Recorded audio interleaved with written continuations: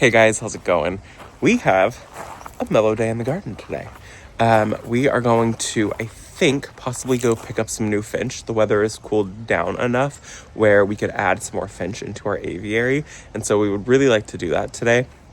We currently have one female and two males, and it's not the most ideal situation. Ideally, we would have one and one. They usually like to pair up, and then they will stay with their mate. But having one female is not ideal. But we had lost all of our finch in our aviary a couple months ago, right before we got into summertime. We had a whole bunch of rats coming in, and at first we had like 15 finch in our aviary, and like a couple were gone, and we're like, maybe we miscounted. We're like, something's wrong. And then slowly the number just like started declining, and we could not figure out what was happening. We thought, okay, they're getting out. There was no trace of anything. And then we set up a security camera, and we saw that there was a rat coming at nighttime, and it was killing them. And it wasn't just killing them, it was like taking them, and it was literally ripping them through the metal wire that we have. It was crazy, and somehow there was no feathers. It also found another hole to get in, which the finch couldn't get through, but the rat could get through. It took almost all of our finch, and the 15 that we had also included a bunch of like babies, and the babies just ended up not making it.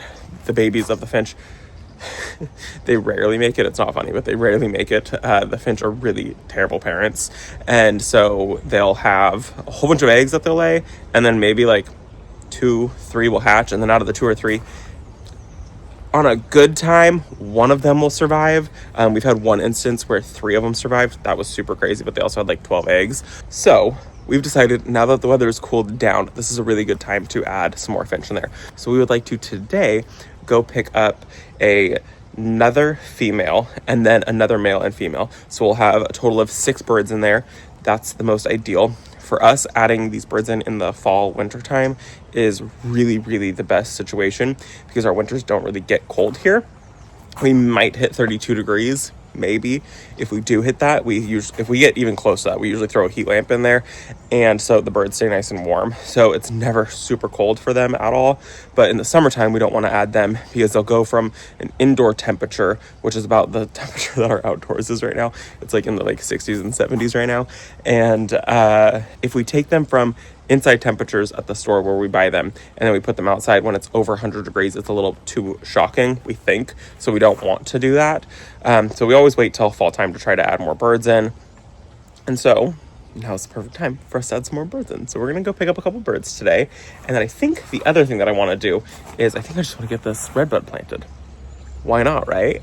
I am so in love with this redbud. It's so pretty. I think it's a little thirsty right now. But digging this hole is going to be a pain. I've got some things back there. I need to remove these grasses. I'm just going to remove them. They didn't do well. They came to me and that's the size they were. They didn't grow. They didn't anything. They just did that. I was so confused. So we're going to take these out, and then I'm going to plant the redbud here. It's such a bummer to always plant things in the ground because then all of a sudden you lose so much height, but it will be so stunning there. This is the Flamethrower Redbud. Let me get the tags. I don't quite remember the size that it said. 15 to 20 feet tall and 15 feet wide. Look at that. Isn't that so gorgeous? Flamethrower, beautiful, beautiful tree, insane color on a hot redbud. Flamethrower right there. So pretty. So its old growth is this green color, and then the new growth is this red color. And look at this is the brand new red. Isn't that gorgeous? And then it fades to this orange color, and then it goes kind of yellow, and then it turns green. And I cannot believe that this one still has all of its leaves on it, because we have another one. I cannot remember the name. I keep wanting to call it Oklahoma, and it's not an Oklahoma one. It's an Eastern Redbud, I think is what it is. And it's already dropped all of its leaves. And I love it, but it's just a green one. The blooms are beautiful in the springtime, and it's like late spring. So it'll be really nice to have this back here. 15 feet means it's going to get about 7.5 feet from center. So 7.5 feet, 7.5 feet, and then 7.5 feet this way. So I'm going to kind of measure it out because I want it to get close-ish to the greenhouse, but not touch the greenhouse. I mean, maybe like a little tiny bit, but I also know it's going to take a very long time for this to get to that size. They don't grow incredibly fast for us. The other one that we have, I've had it in the ground for, I think, like maybe 4 years at this point, and it's big-ish, but it's nowhere near the size that it's nowhere near maturity. And so we have years before this thing even gets that size, and if it does get too big, I can just trim on it and keep it cut back. But I think this is going to be a perfect spot for it. Before I go grab my tools really quickly, which I'm just going to use, I think, the auger and a shovel. I'm going to use the auger to kind of like loosen up the soil a little bit, and then I'll shovel everything out. It's going to be a pretty big hole. It's big, and I hate buying things in big pots. And also, I don't think I'm going to keep the grasses. I thought about it. I thought I was going to. I think I'm just going to not do grasses next year in my garden. I don't think I love them as much as I want to love them. But what I wanted to show you, for some reason, my summerific hibiscus, this is the ballet slippers, is still blooming. What? It's got a third bloom there, and then look at a bloom here, and then this one that is getting ready to open too. So 3 little random blooms. How cool is that? So exciting. Oh, look, there's another forming up right there. That's so funny. I definitely thought we were done with the hibiscus, but I guess we're getting a very small second flush, which I will take any bloom that I can get off of this thing. I absolutely love it. It just typically doesn't bloom long enough for me, so next year I want to move it, but still, that is so exciting.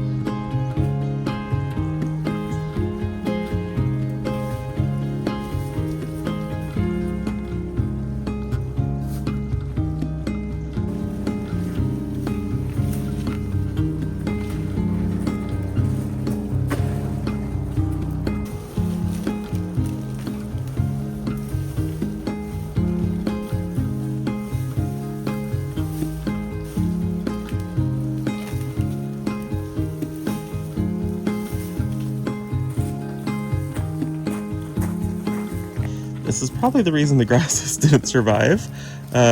Gophers, moles, voles, whoever decided to eat the roots off of them. And that's probably why they turned brown and crispy. All 3 of them have about 1 inch of roots. Not great.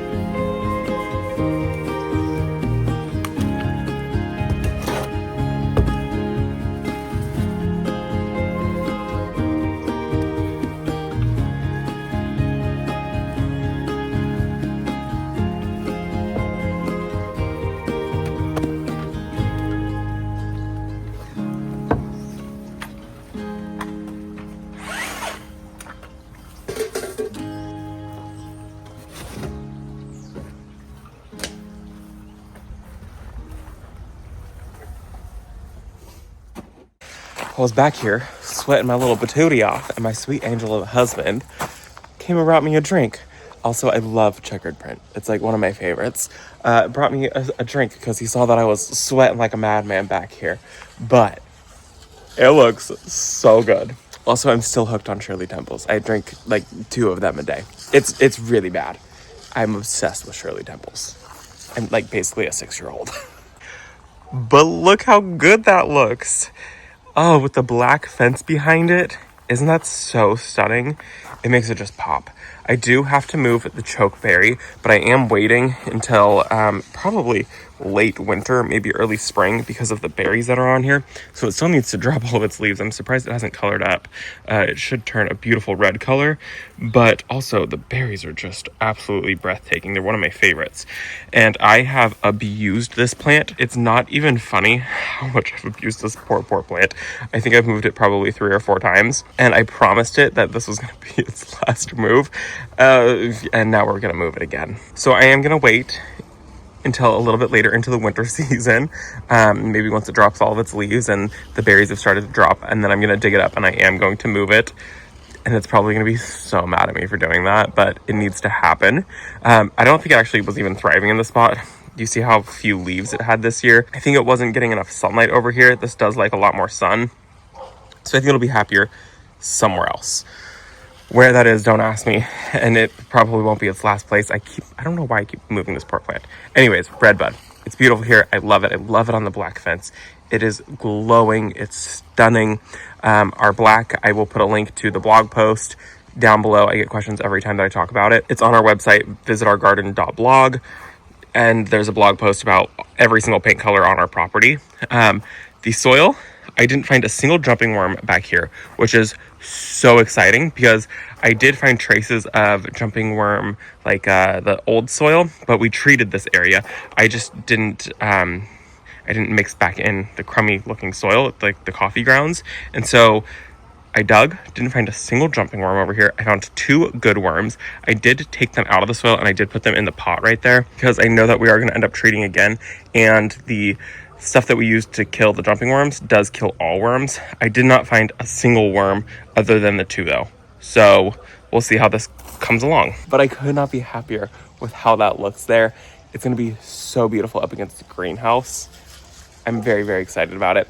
Also, this container right here, I love to keep those when I get really big things. I don't get big things often, but when I get really big ones, I love to use those.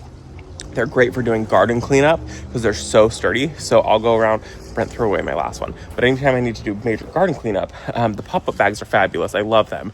But that is also really, really great option for like smaller cleanups. And the bag, it's a container, and so it's super sturdy. I don't throw away the big ones. Brent throws them away. I used to have one that was taller and about that size, and it was my favorite thing ever. We know where it went. Anyways, the grasses, they're dead. They have no roots left on them, those poor things. I am slightly worried about root damage to this, but I can't put a tree in a wire cage. That's not good for the longevity of the tree. So there's nothing that I can do about that. I might go buy some more of those spike strips that go in the ground, the ones that take the double D batteries. We had 2 of them in the ground. I don't know where they're at. Maybe I'll try to find them, and I might just stick one into the ground in there. Basically what it does is it vibrates, and that annoys the gophers, moles, voles, whoever. I don't know who I'm dealing with. I get them all intertwined. It disrupts them and makes them not want to come over there. So I'm hoping that if I stick maybe one of those in the ground with the tree, that they will leave the roots of it alone. Anyways, I'm gonna see if I can find that. I don't exactly know where we put it, if we're being completely honest. And then we're gonna run to the store for the birds. I forgot the words. So this is our aviary. I love it. We put this like metal topper piece up there, and then we also did some stone on the front facing of it. It's made out of old fence boards. I'm not painting the roof. I don't mind the red color of the roof at all. I actually really love the way that it looks. This was at one point our chicken coop, and then we decided to turn it into an aviary. We have some zebra finch in here. We have 3 of them currently. They're right over there. They're very, very sweet. And I've been working on getting them to eat out of my hand over the last couple years, and it worked. And then we had mass destruction happen. But like I said, we have 2 males and 1 female. So the one closest right here, that's the female. And then those 2 are males. And so we really need to get another female and then we would like to get another pair. So we are going to do that today. I decided to come in here. I don't know if my camera just picked that up, but that was the two males fighting because they got both too close to the female. The white male has basically claimed the female as her own, and the male really needs a mate. So we're gonna do that today because that needs to happen. But I wanted to come in here and show you, they have an egg in their nest. So the female is laying right now, which is a good sign. She's laid a bunch of eggs, but none of them have hatched. She's probably laid like 7 or 8 eggs. None of them have made it though. None of them have actually turned into baby birds. But these are their nest, and you can see there's an egg right there. So I'm assuming that that one is not viable and that she's getting ready to push it out. And I just looked in these nests right here because the male has been making nest, or at least we thought it was just the male has been making nest, and he has. But also, I just looked in there and there's 2 eggs in that one. So I think that the female left that male and is now with this male. Very interesting. So we're gonna run to the store, go get a couple more birds. That should help with the angerness that's happening in here. Okay, we are at Aquarium Pets in Red Bluff, and this is where we've been getting our birds from for the last couple years. So they have a lot of birds right now. The canaries are so pretty. They're this beautiful orange color. We're back home. We have the birds. We picked up 2 females and 1 male, and that will make it so that we have 3 pairs in our aviary. So I'm gonna go ahead and put these guys in here, and they should just be good to go.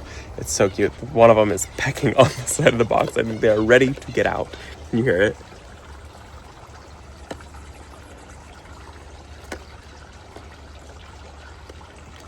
They're very cute. They're very sweet. So I'm just gonna open this box up and let them fly out.